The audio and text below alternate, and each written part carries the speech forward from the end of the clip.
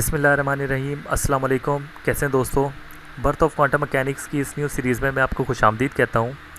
इस सीरीज़ में हम देखेंगे कि क्वांटम मैकेनिक्स की शुरुआत जो है किस तरह से हुई और जो कुछ हम क्लासिकल मैकेनिक्स में जानते हैं ये मैकेनिक्स किस तरह जो है वो उससे मुख्तलिफ है। तो क्वांटम मैकेनिक्स के शुरुआती एक्सपेरिमेंट्स में 2 एक्सपेरिमेंट्स शामिल हैं। ये दोनों एक्सपेरिमेंट्स हमें जो है वो ये दोनों एक्सपेरिमेंट्स रेडिएशन से मुतालिक हैं, रोशनी से मुतालिक हैं, चाहे वो विजिबल रीजन में है या उससे बियॉन्ड है।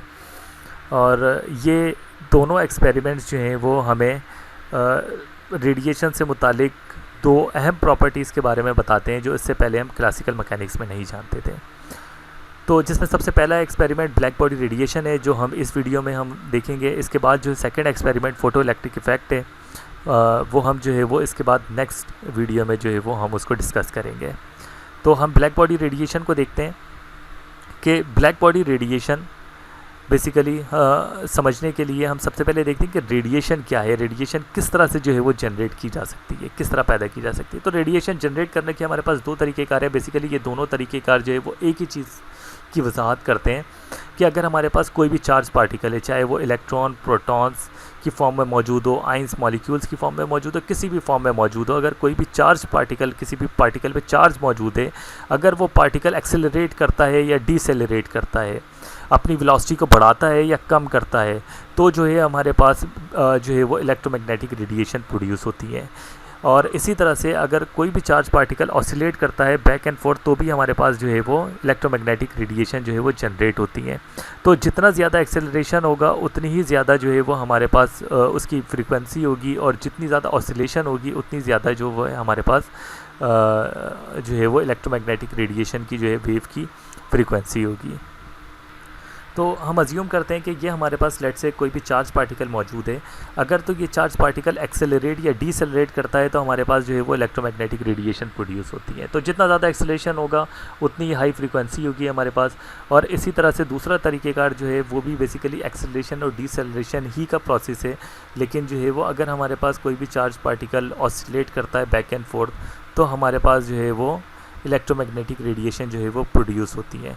तो इस तरह से हम देखते हैं कि जितनी ज़्यादा जो है वो हमारे पास फ्रीक्वेंसी होगी उतनी ही ज़्यादा हमारे पास ऑसिलेशन जो है वो ज़्यादा होगी। यानी कि जितनी नंबर ऑफ जो है वो ऑसिलेशन होगी उतनी ज़्यादा जो है वो हमारे पास मैक्सिमम फ्रीक्वेंसी होगी। इसके बाद हम देखते हैं कि हमारे पास कितनी तरह के जो है वो स्पेक्ट्रम मौजूद होते हैं। तो हमारे पास 2 तरह के स्पेक्ट्रम मौजूद होते हैं, कंटिन्यूस और डिसकंटिन्यूस स्पेक्ट्रम मौजूद होते हैं। तो हम सबसे पहले देखते हैं स्पेक्ट्रम क्या है और फिर उसी के साथ हम देखेंगे कि इन दोनों स्पेक्ट्रम में जो है वो क्या डिफरेंस है।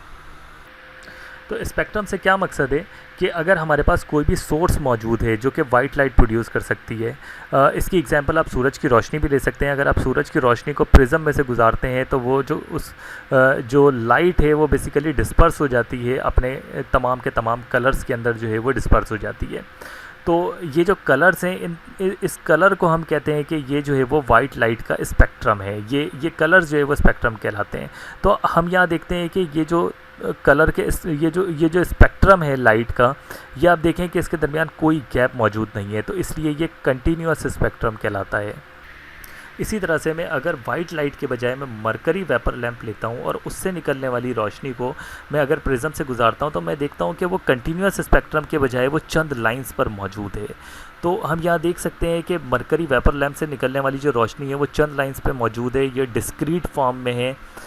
और इस तरह के स्पेक्ट्रम को हम डिस्क्रीट या डिसकंटिन्यूअस स्पेक्ट्रम भी कहते हैं क्योंकि ये चंद लाइंस पर मौजूद है, ये कंटिन्यूअस नहीं है।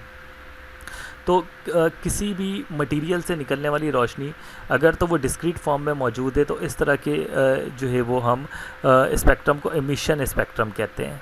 तो इसी तरह से डिस्क्रीट या डिसकंटिन्यूअस स्पेक्ट्रम की एक और एग्जांपल एब्जॉर्प्शन स्पेक्ट्रम भी है कि हम अगर किसी वाइट लाइट को जो कि कंटिन्यूअस स्पेक्ट्रम पर जो है वो मुश्तमिल होती है, अगर उस वाइट लाइट को हम प्रिज्म में गुजारने से पहले अगर हम मरकरी वेपर में से गुजार लें और उसके बाद हम प्रिज्म से गुजारें तो हम देखते हैं कि जो स्पेक्ट्रम मरकरी से इमिट हुआ था बेसिकली वो कंटिन्यूअस जो है वो स्पेक्ट्रम में से एब्जॉर्ब हो चुका है। तो ये भी एक एग्जाम्पल है हमारे पास डिसकंटिन्यूस या डिस्क्रीट स्पेक्ट्रम की, जो कि इस तरह के फॉर्म में हमारे पास अगर कंटिन्यूस स्पेक्ट्रम में से कुछ लाइंस जो है वो हमारे पास अगर गायब होती हैं, जो है वो कम होती हैं, तो इस तरह के डिसकंटिन्यूस स्पेक्ट्रम को हम एब्जॉर्प्शन स्पेक्ट्रम कहते हैं।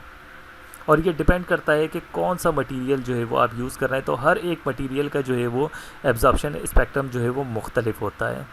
तो रेडिएशन के बाद अब हम बॉडीज़ की बात करते हैं। बॉडी से मकसद यहाँ पर मटेरियल है कि जब भी कोई मटेरियल रेडिएशन से इंटरेक्ट करता है तो वो हम उसको उस मटेरियल को किस तरह हम करेक्टराइज़ करते हैं। इससे क्या मकसद है, हम देखते हैं कि यानी जब भी हम किसी भी मटेरियल को लाइट से एक्सटर्नल रेडिएशन से इंटरेक्ट करवाते हैं तो 3 तरह की बातें होती हैं। तो जितनी भी अमाउंट ऑफ लाइट जो है हमने जो है वो मटेरियल से इंटरेक्ट करवाई है, तो उसका कुछ पार्ट जो है वो उसकी सरफेस से टकरा कर निकल जाएगा। इस तरह के अमल को हम रिफ्लेक्शन कहते हैं, जैसे हम यहाँ देख रहे हैं कि ये रिफ्लेक्शन वाला पार्ट है। और इसी तरह से जो है वो कुछ पार्ट जो है वो उसमें से गुजर के उसके दूसरे हैंड से निकल जाएगा, बॉडी में से पास हो जाएगा। तो इस तरह के अमल को जो है वो हम ट्रांसमिशन कहते हैं, जो कि इस तरह से आप देख रहे हैं ये वाली लाइन ये ट्रांसमिशन लाइन है। और इसी तरह से जो तीसरा अमल होगा लाइट से इंटरेक्शन के वक्त के कुछ पार्ट जो है वो उसका एब्जॉर्ब हो जाएगा लाइट का। तो अगर मैं इन तीनों पार्ट्स को अगर हम जमा करें तो हम जितनी अमाउंट ऑफ लाइट हमने भेजी है तो हमें उसका रिजल्ट मिलेगा 100%। हम इसको इस तरह समझ सकते हैं, यानी इन 3 प्रॉपर्टीज़ के अलावा कोई ऐसी चौथी प्रॉपर्टी नहीं है जो लाइट और मैटर से इंटरेक्शन में अपना कुछ ना कुछ जो है वो किरदार अदा कर रही है। अगर होती तो यहाँ पे हम प्लस में उसको भी लिखते।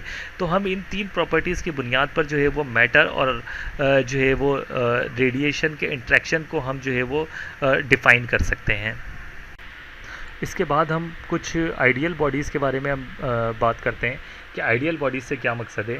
अगर तो कोई ऐसी बॉडी है जिसमें से लाइट जो है वो 100% रिफ्लेक्ट कर जाती है, तो इस तरह की बॉडी को हम वाइट बॉडी कहते हैं कि कोई लाइट उसमें से जो है वो एब्सॉर्ब नहीं होती और ना कोई ट्रांसमिट होती है, तमाम की तमाम लाइट उसमें से रिफ्लेक्ट कर जाती है। इस तरह की बॉडी हम वाइट बॉडी कहते हैं। जो भी आप वाइट कलर देखते हैं तो उसका मकसद जो है आप समझ लें कि उसमें मोस्टली लाइट जो है वो रिफ्लेक्ट कर जाती है, क्योंकि वो आइडियल बॉडी नहीं है। अगर आइडियल बॉडी होती तो 100% लाइट जो है वो रिफ्लेक्ट कर जाती। इसी तरह से अगर तो कोई ऐसी बॉडी है जिसमें जो है वो सिर्फ और सिर्फ ट्रांसमिशन होती है, कोई रिफ्लेक्शन और कोई एब्जॉर्प्शन नहीं होती, इस तरह की लाइट को हम ट्रांसपेरेंट बॉडी कहते हैं। और इसी तरह से जो तीसरी प्रॉपर्टी है जो है वो कैरेक्टराइजेशन किसी भी बॉडी की, एब्जॉर्प्शन।